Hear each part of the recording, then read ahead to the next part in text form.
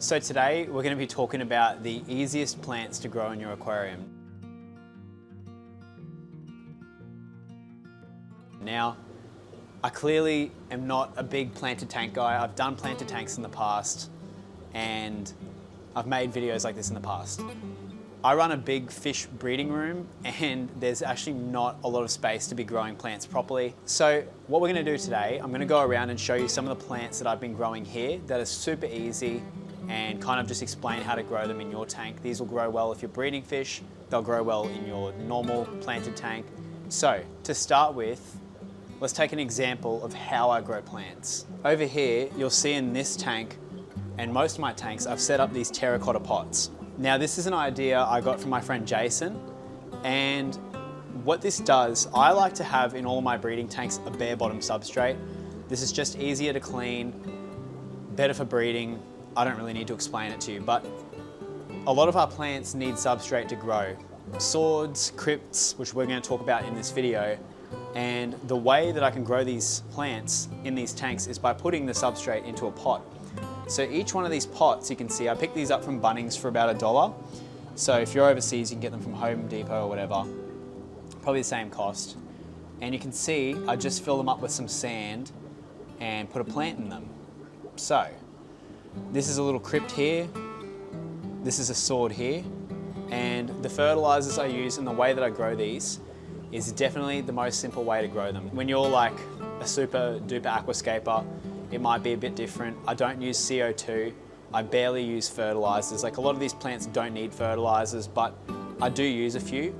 I think a lot of commonly bought fertilizers are bullshit, and I use the most simple fertilizers I can find. So this is a little bit messy right now, but I was expecting that to be heavy. It's empty. But this is like our planting station.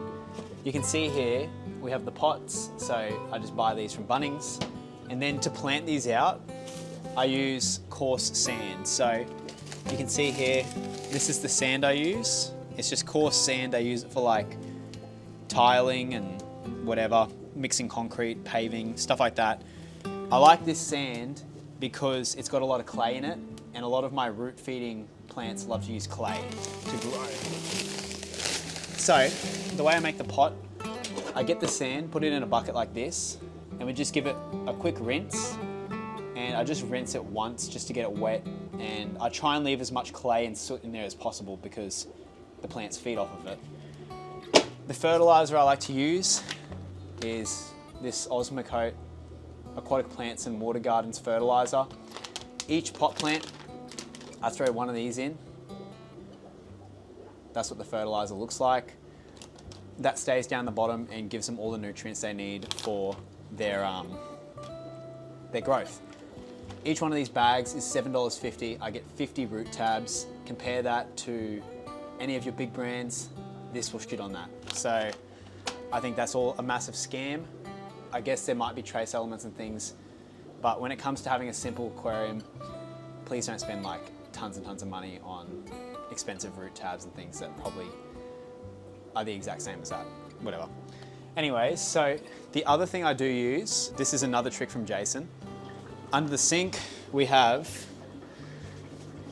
some hydroponic fertilizer. So this, you'll have to experiment with different types of hydroponic fertilizers. A lot of people use this probably to grow weed, tomatoes, things like that. The shop that I bought this from was a hydroponic shop. It looked awfully suspect, but this is $90 and you get a whole bunch of it. So the way I dose this, I just pour it into a cup like this. And I get a little bit of that. And honestly, I keep it simple and I just dose as needed. So I'll just take a pipette and put a couple squirts in once a week in the tanks that I want to feed. And if I notice the plants are getting too yellow, I won't feed them. And if I notice the plants don't have enough nutrients, I'll feed them. It's just super easy that way, but literally all the plants I'm going to show you today, you don't need to do this. But yeah, that's how I grow plants. I'm not trying to waste your time, I'm just showing you how I grow them. So, the first plant I'm going to show you, a lot of people might not think this is an easy plant to grow, but I would testify to that. This is a very easy plant to grow. are lotuses. So down here, I've been growing some lovely red tiger lotus. If you look at these, you can tell they've definitely hit that root tab. Come in and have a look at that leaf. This is an awesome plant. These are basically like a little water lily, and they just look so nice. Like, look at this pot right here. So I've got a few in here. You can see they're quite dainty, like they are pretty fragile, but they just have these beautiful red leaves, and look at those splotches. So you can get green ones, you can get tricolor, and you can get these red tiger lotus. Jason gave me these. They're one of my favorite plants for sure, and they help any tank to look like a little garden. Yeah, they just look awesome. Super easy to grow. What you'll do is you'll get like either a bulb, they send out bulbs sometimes when you buy them, or you'll get like a live plant like this. They take a while to settle in, but once they hit that root tab, you can tell they instantly start to grow super well. So yeah, they'll definitely benefit with a root tab. Again, I don't think they need it, but it does help.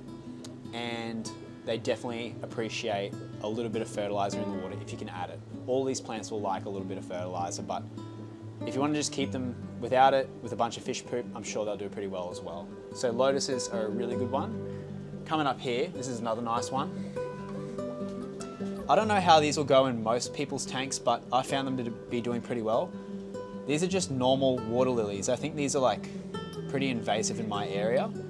You can find these around in parks and things like that, but these are just normal water lilies. You'll notice your water lilies will want to grow to the surface of the water. Like you can see this one here is trying to reach up to the surface of the water. I can let that grow all the way to the top of the water, and then what it'll do is it'll cover the surface, but that's going to stop light getting to all of our other plants in here. So what you can do, if you start getting leaves like this one here where it's shooting up, just pinch it off like that, feed it to the shrimp or whatever in your tank, and it's going to stay as a nice little green bush like this. But if you let it grow to the top, it'll also send up flowers. It's super easy to grow, grows exactly the same as that tiger lotus. So a little bit of root tab, a little bit of nutrient in the water, and you can see just how pretty that starts to look. The next substrate plant is swords. So in here, I've got a really awesome sword plant. I think this is an ocelot green, but look at the size of this monster. So you can tell this has definitely hit that root tab. I've been feeding this tank a little bit of that nutrient, and it's just grown massive. So this is an ocelot. These, you can see there's actually that tap roots come out the bottom of the pot. You see that? Yeah, it's grown nuts. So that's only in a little pot. They aren't super fast growers. I've grown them without any nutrient. Like they don't, all of these plants probably don't need nutrient, but they'll look like that if you add that in. And like I said, there's super easy ways to fertilize your plants. You don't have to spend thousands of dollars to make a beautiful planted tank, but pretty slow growing. But once they hit that nutrient, they just go nuts. Like there's tons of different swords you can get. This is an ocelot green sword. Down here, this is an Amazon sword. This is probably one of the most common swords you'll get. This one, you can see it's settled in pretty nice, starting to get nice and bushy. You can see slightly different leaves. It doesn't have any of that variegation, and it's more like pointy. These go really well with like angelfish, but yeah, this one's definitely started to hit that root tab. So that's an Amazon sword there. All these plants are part of the Echinodorus family. So there's actually a few more you can get. Down here, this is a really cool one. This is called a broadleaf chainsword.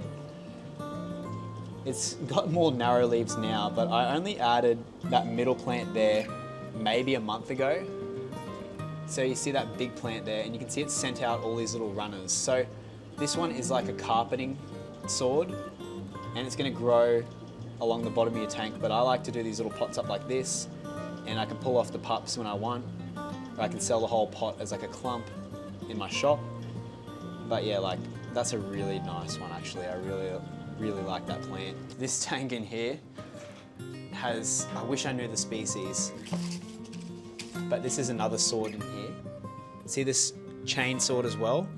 This is like a thinner chain sword. I think this might be Tenellus, Echinodorus Tenellus, or it's something else. I don't think this is Tenellus, but there are a bunch of different types of Echinodorus, so they all grow exactly the same. They love root tabs, they're heavy root feeders, but they also don't mind nutrient in the water column. The way that all your Echinodorus will spread, like all your swords will spread, is by runners. So You can see this plant here is a good example. A lot of the times when you get your Echinodorus from like a shop, they're actually immersed grown. So that means they've grown this plant outside of the water. You can see all these huge long leaves here. These are all from when the plant was growing outside of the water. And you can see down below how it's converted. So there's all these little pups coming through. But the way they spread is they send out these runners. So you can see there's like a little runner trail here. And they're going to send these little runners out, and each one of these is going to be a brand new plant in your tank. So yeah, super easy to grow, great background plant as well. So I used to use these all in the back of my tanks. The next plant, very, very similar to swords, is crypts. This is a nice crypt here. I think this is a Wentii, but look at that sucker. That's grown so well. Jason, my mate's been growing a ton of crypts. He's got a few different types, more than me, and his crypts have given me a perfect example of how to grow them. I've always grown crypts without any nutrients and la-di-da. He's been adding nutrients. They've gone like gold, like they just look so good. And but I've grown these in tanks with just a few fish and they do absolutely fine. Normally, they take a while to settle in. Once they hit any nutrient or once they just get that like once they settle in, they go nuts. They actually clump up. So like you'll get one crypt and it'll clump up into a bunch of different crypts and you can pull it apart and keep growing it like that. There's a few different types. There's Wentii. There's also up here, I don't remember the name of this one. I have to ask my friend, but this is like a giant crypt. This is one of the biggest species you can get. Super nice looking. You can see it's grown out a little runner there on the left. So that one there's grown out a runner, and yeah, I mean, I don't really fertilize that one and it's doing pretty well. So yeah, I mean, crypts are super easy to grow. There's a few really cool ones. This one's actually really nice. This is a compactor. Look at that, nice and flat to the floor. That's a compactor crypt. I like the look of that one. That'd be a great foreground plant. And then yeah, you get Wentii, brown Wentii, you get pink flamingos, things like that. These are all just some kind of Wentii. This is another type here. You can see a little bit more variegation on it. But yeah, they'll all do much better with like a bit of nutrient in the water, but they still grow pretty well. Oh, there's one more cool one I gotta show you. You can see these are little baby crypts. So we've picked off a few pups here and they're settling in. So these would have been this is about 2.5 months of growth. They still look like baby plants, but this plant will turn into a bigger plant. That plant will turn into like this one down here. Look at the size of that beauty. So yeah, all your plants, they just need time to start looking really good, but that's a nice crypt there. The one I wanted to show you is the Rose and Maiden. This one, what an interesting one. It grows like really flat to the floor and gets these nice broad leaves. But yeah, crypts are a good one for beginners. Super easy to grow, super, super easy. Another one, which you're not gonna see on a lot of lists, is Potamogetons. This here is a Sri Lankan Potamogeton. I've given it one root tab, and this is one of 4 or 5 that I have. You can't really tell right now that it's gonna look amazing, but this is like a really nice looking tropical plant. Yeah, Potamogetons are a cool one. I've been growing a few of them. Jason grows a shitload of those outside. Look into Potamogetons if you see them in your shop. Get them, they're a cool plant. This one's like the Sri Lankan one. I don't know the specific name, but grows super easy, no nutrient, whatever. This is another easy one for beginners. Everyone should know about this one. This is Vallisneria. It's like the seagrass of the freshwater world. You can see in this pot, it's started to send out some runners. So this is Vallisneria. And yeah, it grows like a root feeding one. You can see how it grows all up the top. It's great for guppies. You can see all the guppies have been hiding in the straggly bits, but the way it spreads is by runner. So you can see this one's sent out runners and it's starting to grow there. And eventually this is gonna fill up the whole pot. But yeah, Vallisneria is another good one. It's super easy to grow, like all of these are.